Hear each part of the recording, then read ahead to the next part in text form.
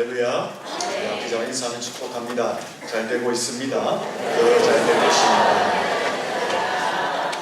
한 번 더 인사할까요? 나의 나 된 것은 하나님의 은혜입니다. 성도, 거룩한 우리, 거룩한 백성, 거룩한 사람, 이 성도가 되는 것은 아무나 될 수 있는 것이 아닙니다. 하나님의 자녀, 천국 백성, 빛의 자녀가 되는 것은 아무나 될 수 있는 것이 아닙니다. 인물이 좋다고 되는 것도 아니고, 재물이 많다고 되는 것이 아니고, 많이 배웠다고 되는 것도 아니고, 힘이 있다고, 권력이 있다고 성도, 하나님의 자녀, 거룩한 백성, 빛의 자녀가 되는 것이 아닙니다. 성도가 될 수 있는 길은 사람 편에서는 전혀 없습니다. 성도가 될 수 있는 길은 오직 하나님의 은혜밖에 없는 것입니다. 하나님의 자녀가 되는 것, 천국의 백성이 되는 것은 오직 하나님의 은혜로만 가능한 것입니다. 비록 부족하고 흠이 많고 결점이 있고 약하고 쉽게 깨어지는 존재이다 할지라도 하나님의 은혜로, 하나님의 은혜가 임하면 성도가 되는 것입니다. 성경은 사람의 존재에 대해서 어떠하다라고 말씀하고 있습니까? 로마서 3장 11절 이하에 보면 의인은 단 한 사람도 없다. 목구멍은 열린 무덤과 같다. 입술에는 저주와 악독이 가득하다. 말은 피 흘리는데 빠르다. 그래서 파멸과 고생뿐인 것이 인생들이다. 죄를 범하여 하나님의 영광에 이르지 못하는 것이 사람의 존재이다 라고 말합니다. 에베소서 2장 1절에 보면 허물과 죄로 죽은 존재, 요한복음 8장 44절에 보면 그 죄로 인하여서 마귀의 자녀가 된 존재들, 그래서 에베소 2장 3절에 보면 그 죄와 허물과 사단의 종이 되었기 때문에 하나님의 진노를 받아야 할 존재, 그 하나님의 진노는 불과 유한 불못에 던져져 영원한 지옥에서 고통받아야 할 존재, 그것이 사람이다라고 성경은 말하고 있습니다. 이러한 사람은 이 땅에서 사는 동안에도 평안과 안식이 없이 살아가게 되고, 하나님을 떠난 인간들은 결국 죽어 진노를 받아 형벌을 받게 되지만 거기서 끝나는 것이 아니라 악한 영적 유산을 후손들에게 물려주므로 그 후손들도 악한 영적 유산을 물려받아 죄와 사단에게 노출되어서 불행한 인생을 살아가는 것이 사람의 실존이다라고 성경은 말하고 있는 것입니다. 성경은 왜 인간의 존재에 대해서 전적으로 부패한 존재이다, 하나님의 거룩한 백성, 성도가 될 수 없는 구제불능의 존재이다라고 성경은 선포하고 있는 것일까요? 그 이유는 오직 하나님의 은혜만이 죄와 죽음과 사단과 지옥의 권세에서 해방시키고 구원과 영생과 천국과 하나님의 자녀됨과 거룩한 성도됨이 있을 수 있기 때문에 성경에서는 하나님의 사람의 존재를 전적 부패한 존재, 구제불능의 존재라고 선포하고 있는 것입니다. 그리고 왜 성경은 인간이 전적 부패한 존재라고 선포하느냐? 인간이 전적으로 부패한 존재임을 알게 될 때에 하나님께서 우리에게 베푸신 그 은혜가 얼마나 크고 귀하고 가치 있고 아름다운 것인가를 깨달을 수 있기 때문에 성경은 사람의 존재를 전적 부패한 존재라고 선언하고 있는 것입니다. 여러분, 우리가 하나님의 은혜를 받아 이 자리에 있는 줄로 믿습니다. 우리가 받은 하나님의 은혜는 우리의 노력이 단 1도 포함되어져 있지 않습니다. 남들보다 깨끗하기 때문에, 착하기 때문에, 예쁘기 때문에, 업적이 많이 쌓여져 있기 때문에 하나님의 은혜를 받고 구원받은 성도로 여기에 앉아있는 것이 아니다라는 것입니다. 우리 모두는 하나님 보시기에 더럽고 냄새나고 추한 구더기와 같은 동일한 존재의 모습으로 있습니다. 죄인일 뿐입니다. 그럼에도 불구하고 하나님은 은혜로 우리를 구원하시고 하나님의 거룩한 자녀로 삼으시고 오늘 여기에서 영광스러운 예배를 드리게 하시는 줄로 믿습니다. 그러므로 우리가 여기 있는 것은 오직 하나님의 은혜로 여기에 있다라는 것입니다. 우리 옆 사람을 다시 한번 인사할까요? 하나님의 은혜로 여기에 있습니다. 마태복음 1장에 보면 예수님의 족보를 기록하고 있습니다. 이 예수님의 족보에는 5명의 여성의 이름이 기록되어져 있습니다. 다말, 라합, 룻, 바세바, 마리아.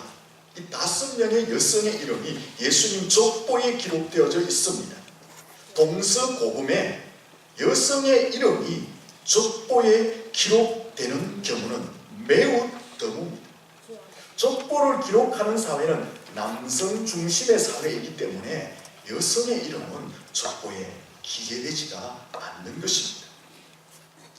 가끔 여성들의 이름이 족보에 기록되기도 하는데 어떤 경우이냐, 그 여성이 가문을 일으켰거나 민족과 나라를 구해내거나 세계 가운데 큰 업적을 남겼을 경우 특별한 여성의 이름은 가끔씩 족보에 기록되기도 했습니다.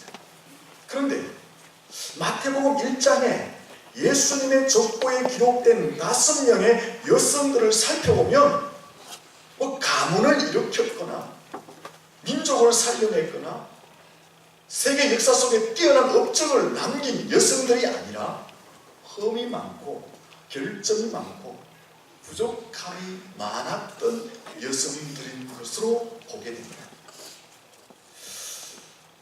그런데 왜 흠이 많은 여성들을, 결점이 많은 여성들을, 좀 부족한 여성들을 예수님의 족보에 기록했느냐라는 것입니다.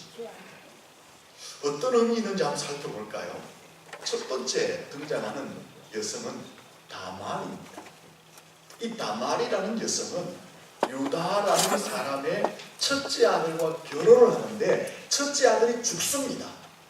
그 당시 관습으로는 첫째 아들이 죽으면 이 첫째 아들의 부인이 둘째 아들과 살면서 대를 잇게 돼요.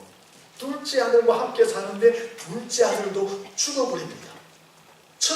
둘째가 죽어버리니까 이 유다라는 시아버지가 셋째 아들은 줄 수가 없잖아요. 어리다는 핑계로 이 다말을 친정으로 돌려보냅니다. 시간이 얼마 지났지만 시아버지가 자기를 부르지 않는 거예요.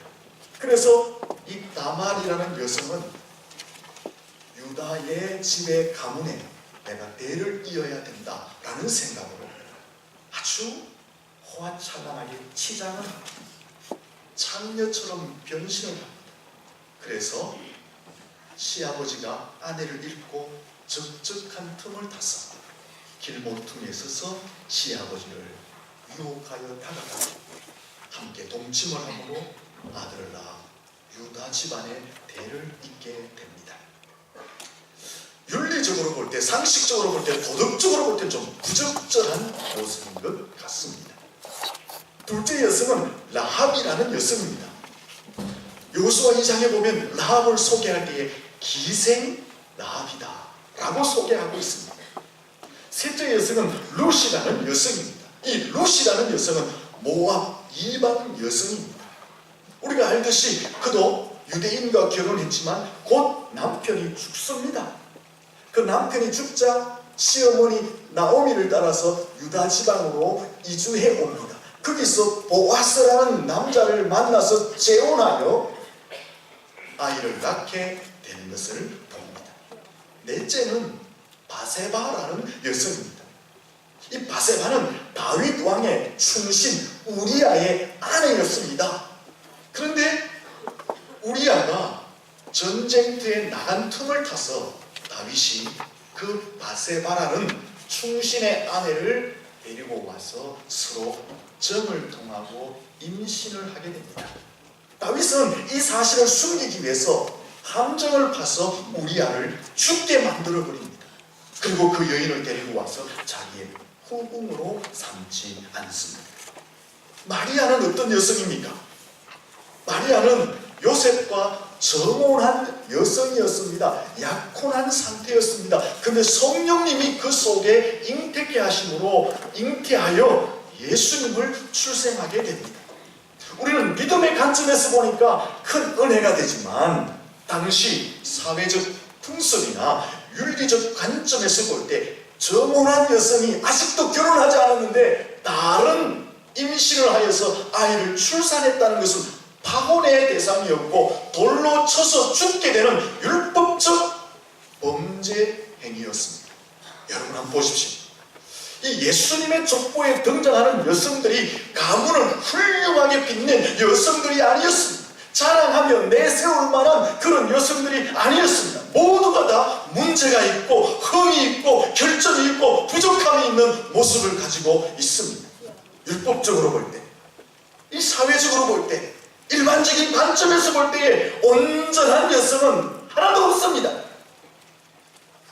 이런 여성들은 족보에 기록하는 것이 아니라 가문의 수치이고 이런 여성들은 꽁꽁꽁 숨겨놓아야 할 대상들이었습니다.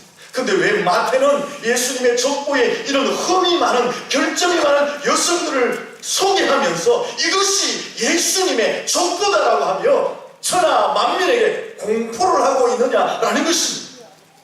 이 여성들을 통해서 예수님이 탄생했다라고 선언하고 있느냐라는 것입니다. 왜 그렇습니까? 도대체 왜 흠이 많은 여성, 그 여성들을 족보에 기록하고 그 결점이 많은 여성들을 통해서 하나님이 역사하셨다는 것을 마태는 드러내고 있느냐 하는 것입니다. 왜일까요? 마태는 흠이 많은 여성들을 통해서 하나님의 은혜를 설명하고 싶었던 것입니다. 흠이 많고 수치스럽고 죄악이 많은 사람도 하나님의 은혜로 정결함을 입고 새 사람이 될 수 있다는 것.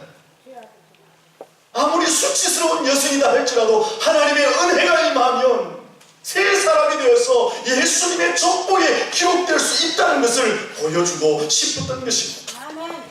예수님의 족보에 기록된다라는 것은요, 하나님의 자녀가 된다, 천국 백성이 된다, 거룩한 성도가 된다라는 것입니다. 예수님의 족보에 기록이 된다라는 것은 하나님의 나라에 귀하게 쓰임받는 일꾼이 되었다라는 것을 설명하고 있는 것입니다. 왜 마태는 흠이 많은 그 여성 5명을 예수님의 족보에 기록했느냐? 비록 흠이 많고 결점이 많고 수치스러움이 많지만 하나님의 은혜가 임하며 새 사람이 되고 하나님의 자녀가 되고 빛의 자녀가 되고 성도가 될 수 있고 아울러서 하나님의 역사에 쓰임받을 수 있음을 보여주기 위해서 그 결점 많은 수치심 많은 숨기고 싶은 여성들을 예수님의 족보에 기록한 것입니다. 이것이 기독교인 줄로 믿습니다. 이것이 하나님의 은혜인 줄로 믿습니다. 정죄하고 비판하고 들추어내고 사람을 죽이고 이것이 기독교가 아니라 이것이 하나님의 은혜가 아니라 오히려 결점이 많고 흠이 많고 부족함이 많은 사람들을 품는 것이 기독교이고 하나님의 은혜인 줄로 믿습니다. 만약에 하나님의 은혜가 하나님의 붙드심이 깨끗하고 거룩하고 온전한 자들에게만 임한다면 이 여성들은 족보에 기록할 수가 없는 것입니다. 그런데 그렇게 하지 않았습니다. 흠이 많은 5명의 여성을 족보에 기록한 것입니다. 이것은 하나님의 은혜가 흠이 많은 백성들에게도 임함을 보여주고 있는 것입니다. 하나님의 은혜가 임하면 흠이 많다 할지라도 그를 통해서 하나님이 일을 이루어 가신다는 것을 보여주고 있는 것입니다. 결국 이 말씀은 오늘 우리를 향해서 주시는 말씀인 줄로 믿습니다. 흠이 많잖아요. 우리 인생에도 수치심이 많잖아요. 우리도 죄가 많은 사람들이잖아요. 그럼에도 불구하고 하나님의 은혜로 우리를 부르신 줄로 믿습니다. 우리가 하나님의 일을 할 수 있는 능력도 자격도 없잖아요. 그럼에도 불구하고 하나님의 은혜로 우리를 부르시고 하나님의 귀한 일을 하도록 세워 주신 줄로 믿습니다. 그러므로 우리가 여기 있는 것은 내 잘남이 아니라 전적인 하나님의 은혜로 여기에 있는 줄로 믿습니다. 이 본문에 바울이 이 하나님의 은혜를 철저하게 깨달은 것입니다. 그래서 10절 말씀에서 사도 바울이 이런 고백을 했습니다. 같이 한번 읽어봅니다. 시작. 그러나 내가 나된 것은 하나님의 은혜로 된 것이니 내게 주신 그의 은혜가 헛되지 아니하여 내가 모든 사도보다 더 많이 수고하였으나 내가 한 것이 아니요 오직 나와 함께 하신 하나님의 은혜로다. 아멘. 바울이 무엇이라고 고백합니까? 내가 나된 것은, 내가 여기 있는 것은 하나님의 은혜 때문입니다 라고 고백하고 있는 것입니다. 하나님의 은혜로 내가 죄사함을 받았고 하나님의 은혜로 영생을 얻었고 하나님의 은혜로 하나님의 자녀가 되었고 하나님의 은혜로 천국을 기업으로 받는 백성이 되었고 하나님의 은혜로 성도가 되어 내가 여기 있습니다라고 고백하고 있는 것입니다. 하나님의 은혜로 내가 사도가 되어서 십자가를 세워가는 신실한 일꾼이 되어 여기에 있습니다라고 고백하고 있는 것입니다. 하나님의 은혜 때문에 내가 병자를 고칠 수 있고 하나님의 은혜 때문에 슬픈 자를 위로할 수 있고 하나님의 은혜 때문에 고통 중에 있는 자에게 소망을 줄 수 있고 하나님의 은혜 때문에 사망의 그늘에 앉은 자들에게 복음을 전하여 생명을 줄 수 있었고 하나님의 은혜 때문에 교회가 없는 곳에 교회를 세울 수가 있게 되었습니다. 하나님의 은혜가 아니면 나는 여기 존재할 수가 없었습니다 라고 사도 바울이 고백한 것입니다. 이 본문에서 사도 바울이 특별히 강조하는 것은 하나님의 은혜입니다. 은혜라는 단어는 어떤 뜻이냐, 받을 자격이 전혀 없는 사람에게 아무런 조건도 따지지 않고 하나님이 일방적으로 무조건적으로 주시는 선물을 은혜라고 말을 하는 것입니다. 죄와 허물 때문에 은혜는커녕 저주와 형벌을 받아야 할 사람들에게 하나님이 하나도 안 따지고 하나도 묻지 않으시고 일방적으로 자녀 삼아주시고 구원하여 주시는 것, 영생을 주시는 것, 천국을 주시는 것, 그것을 은혜라고 말을 하는 것입니다.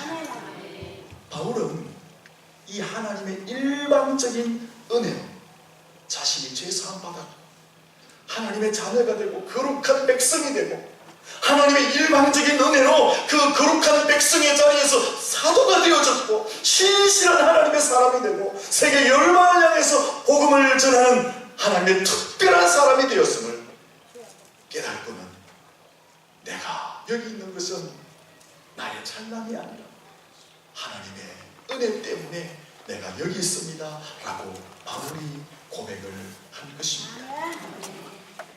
바울 예수님을 만나기 전에 하나님의 은혜를 받기 전에 어떤 사람이었습니까? 본문 8절에 보면 만삭되지 못한 자였다.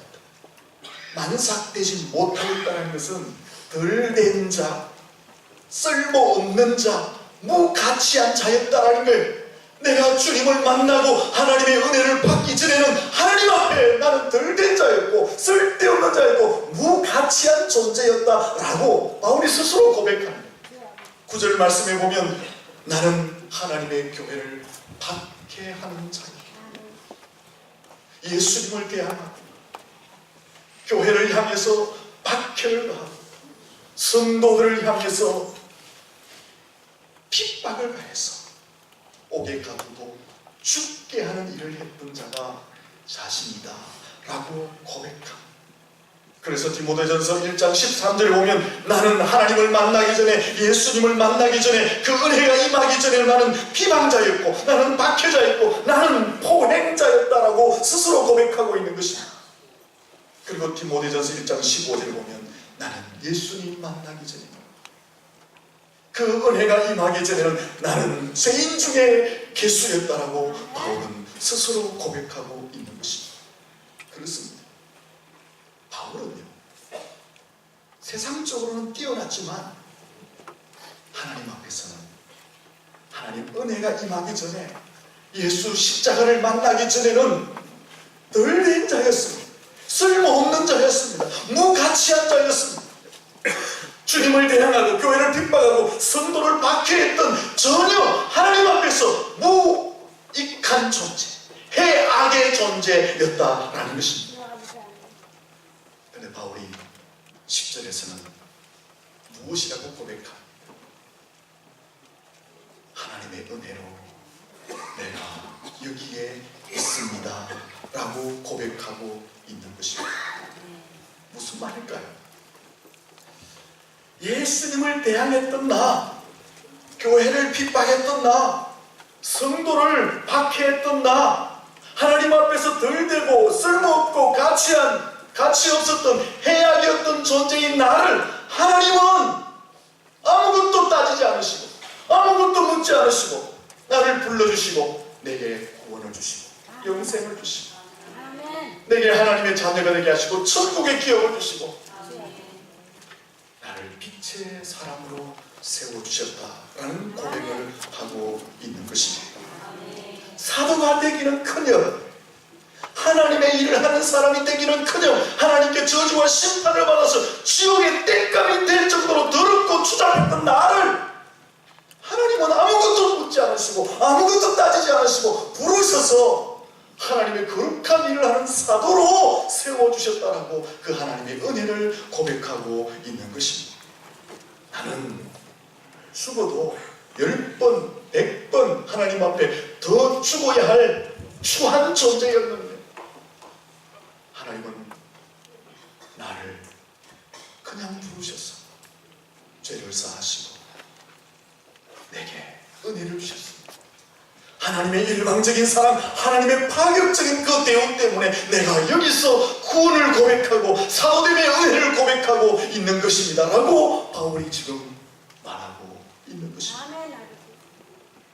사랑하는 성도, 이 바울의 고백처럼 오늘 우리가 여기 있음도 하나님의 은혜인 줄로 믿습니다. 바울이 이 하나님의 은혜를 깨달았기 때문에 일평생 주님을 만난 다음에는 십자가를 위해서 자기의 생명을 던졌던 것입니다. 핍박자였던, 포행자였던, 회방자였던, 죄인 중에 개수였던 자신을 하나님은 아무것도 묻지 않으시고 아무것도 따지지 않으시고 자기를 일방적으로 불러주시고 파격적으로 대우해 주셔서 예수 안에서 죄사함받게 하시고 영원한 천국의 소망을 갖게 하시고 그 소망을 전파하는 사도로 세워주신 그 은혜를 알았기 때문에 바울은 일평생 자기의 생명을 십자가 전하는 일에, 교회를 세우는 일에 헌신하였던 것입니다. 성경 속에 큰 일을 한 사람들을 하나하나 뜯어보면 결함이 있거나 좀 부족하거나 흠이 있거나 좀 덜 되었거나 좀 낮은 사람이거나 이런 사람들인 것을 알게 됩니다. 하나님은 그런 사람들, 결함이 있거나 부족하거나 흠이 있거나 덜 되었거나 좀 낮은 사람들, 그런 사람들을 하나님은 부르셔서 하나님 역사에 크고 위대하게 사용을 하셨습니다. 아브라함 믿음의 조상이잖아요. 열국의 남이잖아요. 축복의 통로로 살았잖아요. 그는 어떤 사람이었습니까? 하나님이 부르시기 전에 평범한 사람, 아니요, 우상을 만들어야 하는 사람, 그 우상을 팔아 수입을 챙기며 그것으로 먹고 마셔야 했던 사람, 결국은 하나님 앞에 심판을 받아 영원한 지옥에 가야 할 존재, 그가 아브라함이었습니다. 하나님은 그 아브라함을 일방적으로 부르시고 파격적으로 대우하셨습니다. 하나님의 자녀 삼으셨고 믿음의 조상으로 열국의 아비 예수 그리스도를 그 가문에서 출생케 하는 영광을 허락해 주신 줄로 믿습니다. 기도원은 어떤 사람입니까? 큰 용사 아니에요. 하나님이 부르시기 전에 얼마나 소심했던지 몰라요. 얼마나 비겁쟁이였던지 몰라요. 근데 하나님은 그를 큰 용사라고 인정하는 거예요. 하나님이 그를 큰 용사로 인정하자 그가 300명의 용사를 가지고 미디안 군대 13만 5천 명을 대파 이스라엘을 구원해내는 큰 일을 해내게 된 것입니다. 꿈의 사람 요셉, 여러분 고자질쟁이였습니다. 아버지의 품 안에 놀았던 사람이었습니다. 위대한 다윗 왕 이세의 8째 아들로 보잘것없던 아들, 양을 치던 목동에 불과했습니다. 불의 선지자 엘리야, 시골 구석에서 아무도 알아주지 않던 시골 총부에 불과했습니다. 믿음의 사람 다니엘, 포로로 끌려가서 아무 힘도 없는, 나라도 잃어버리고 주권도 잃어버린 포로였습니다. 예수님의 제자들 대부분이 낮은 신분의 사람, 덜 된 사람들이었습니다. 본문을 기록한 사도 바울 말씀드렸잖아요. 주님 만나기 전에는 그는 핍박자였고 포행자였고 회방자였고 죄인 중에 괴수였습니다. 예수님의 부활을 첫 번째로 목격한 막달라 마리아, 어떤 여성이었어요? 7 귀신 들렸던 그 여성, 예수님의 부활을 처음으로 목격하였던 것입니다. 하나님을 만나기 전에 하나님께 쓰임받았던 사람들을 하나하나 뜯어보세요. 다 변함이 있어요. 덜 됐어요. 추해요. 낮아요. 부족해요. 허물이 많아요. 근데 어떻게 이런 사람들이 믿음의 조상이 되느냐, 꿈의 사람이 되느냐, 위대한 선군이 되느냐, 불의 사자가 되느냐, 믿음의 절개를 지키는 신앙인이 되느냐, 전 세계를 향해서 복음을 전하고 교회를 세우고 부활의 첫 열매가 되어서 부활을 선포하는 영광스러운 사람이 되는, 무엇으로 설명할 수 있습니까? 하나님의 은혜 밖에 없는 줄로 믿습니다. 보세요. 자격도 없고 능력도 없고 거룩함도 없고 힘도 없는 사람들이에요. 오히려 부족함이 더 많은 사람들이에요. 더 낮음이 많은 사람들이에요. 어떻게 이런 사람들이 하나님 나라의 별같이 위대하게 쓰임받을 수 있느냐? 설명할 수 있는 것은 하나도 없습니다. 오직 하나님의 은혜로 설명을 할 수밖에 없는 줄로 믿습니다. 우리나라에 병을 잘 고쳤던 권사님이 계셨어요. 다 아시죠? 현신의 권사님. 얼마나 병자를 많이 고쳤어요. 저도 그분 멀리서 어릴 때 아버지하고 집회하는데 찾아가서, 그때는 아무것도 모르니까요, 그냥 뒤에서 그분 멀리서 본 적이 있습니다. 이 권사님은요, 그 당시로 말하면 보통 학교도 못 나왔어요. 한글도 읽을 줄 몰랐어요. 12살 때는요, 20대 한참 꼽힐 때는요, 12가지 질병에 걸려서 죽게 되었어요. 근데 하나님께 기도함으로 치유를 받습니다. 이 북한 사람인데요, 북한에서 결혼을 했어요. 근데 그 남편이 죽어버린 거예요. 그래서 아들 데리고 남한으로 월남에서 하나님 앞에 기도하며 살았어. 참 힘들게 살았어. 그런데 하나님이 그에게 은혜를 부어주신 거예요. 은혜를 부어주시니까 그가 비록 권사임에도 불구하고 설교하고 기도할 때에 하나님의 능력이 막 나타나는 거예요. 하루에 2,000명을 향해서 병자를 위해서 기도해줘도 하나도 지치지 않는 거예요. 그를 통해서 놀라운 하나님의 역사들이 막 일어나기 시작합니다. 현신의 권사님 어떤 사람입니까? 초등학교도 못 나오고 글도 몰랐던 사람, 질병으로 사경을 헤맸던 사람, 남편을 잃어버리고 겨우겨우 힘들게 살아갔던 사람. 하지만 그에게도 하나님의 은혜가 임하니까 하나님의 큰 일을 감당하는 하나님의 일꾼이 된 줄로 믿습니다. 이제 결론을 한번 내려봅시다. 우리가 여기 있는 것은, 아니 지금 내 옆에 있는 사람, 아니 우리가 함께 여기 있는 것은 무엇 때문입니까? 다시 묻습니다. 내가 여기 있는 것은, 내 옆에 있는 사람이 지금 함께 있는 것은, 우리가 이 아름다운 대성이라는 예배 공동체 안에 함께 앉아 있는 것은 무슨 이유 때문에 여기 같이 있습니까?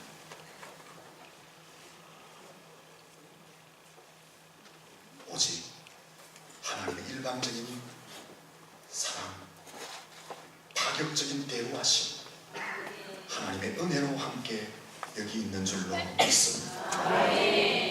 우리가 제사함 받은 것, 우리가 영생을 얻은 것, 우리가 하나님의 자녀가 된 것도, 거룩한 성도가 된 것도, 우리가 여기 함께 모여서 예배하고 기도하고 찬양하며 하나님께 영광을 올려드리는 것도, 내가 직분을 받아서 교회를 섬기는 것도, 심지어 내가 숨을 쉬고 내가 밥을 먹고 내가 잠을 자는 것조차도 하나님의 은혜 때문에 가능한 줄로 믿습니다. 우리 여기 함께 인사합시다. 니나 내나 하나님 은혜 때문에 같이 있네. 여러분 잘 기억하십시오. 여러분, 우리는 뭐 때문에 있다고요?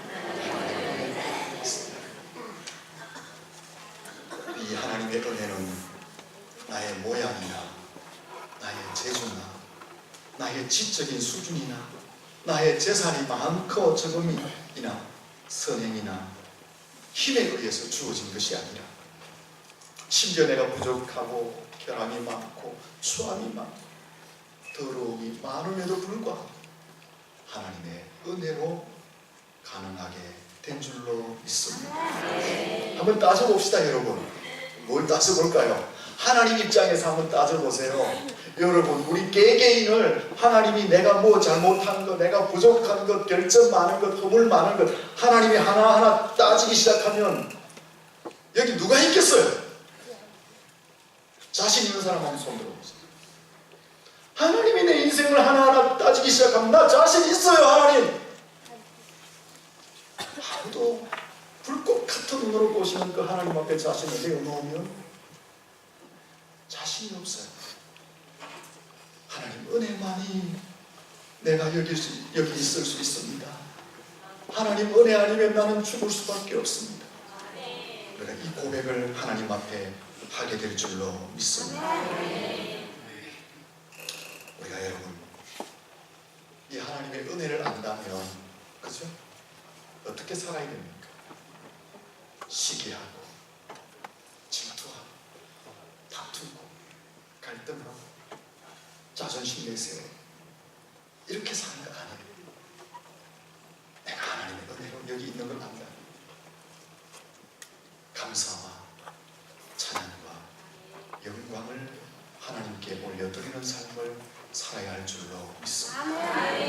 하나님은 우리에게 그 은혜를 주시기 위해서 독생자 예수님을 십자가에 내어주신 것입니다. 우리가 그 은혜를 안다면 하나님을 섬길 때에, 교회를 섬길 때에 우리가 무엇을 내 것을 낮추지 못하겠습니까? 하나님의 은혜를 안다면 우리는 감사와 찬양과 될 줄로 믿습니다.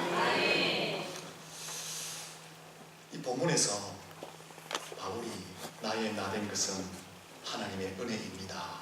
이것은 굉장히 의미 있는 내용을 담고 있습니다. 어떤 내용일까요? 하나님, 지금까지 내가 온 것은 하나님의 은혜 때문에 여기 와 있습니다. 이 고백이. 근데 그 속에는 어떤 의미가 있을까요? 지금까지 하나님의 은혜로 내가 여기 있는 것처럼 앞으로도 내가 무엇으로 살아간다는 것, 하나님의 은혜로 살아가게 될 것입니다. 이 고백이 같이 있는 거예요. 나의 과거의 삶이 지금까지 하나님의 은혜로 온 것처럼 내일도 모레도 10년 후에도 아니 30년 50년 후에도 나는 여전히 무엇으로 산다? 하나님의 은혜로 삽니다. 이 고백을 담고 있는 것입니다. 여러분, 하나님의 은혜를 인정하십니까? 그 인정하는 자는 내일도 하나님의 은혜로 살 줄로 믿습니다. 1년 후에도 하나님의 은혜로 풍성하게 될 줄로 믿습니다. 우리의 미래가 지금 하나님의 은혜를 고백한다면 여전히 우리의 미래도 하나님의 은혜로 살게 될 줄로 믿습니다. 여러분, 이제 교회 안에서 하나님의 은혜를 고백하는 삶을 살았으면 좋겠습니다. 내가 여기 있는 것 하나님의 은혜입니다. 이 고백만 있으면 얼마나 행복하고 신나는 교회생활, 신앙생활 하겠습니까? 우리의 삶 속에 이 하나님의 은혜를 고백하고 그 은혜로 인하여서 미래는 더 풍성한 하나님의 은혜로 행복한 삶을 사시기를 예수님 이름으로 축원합니다.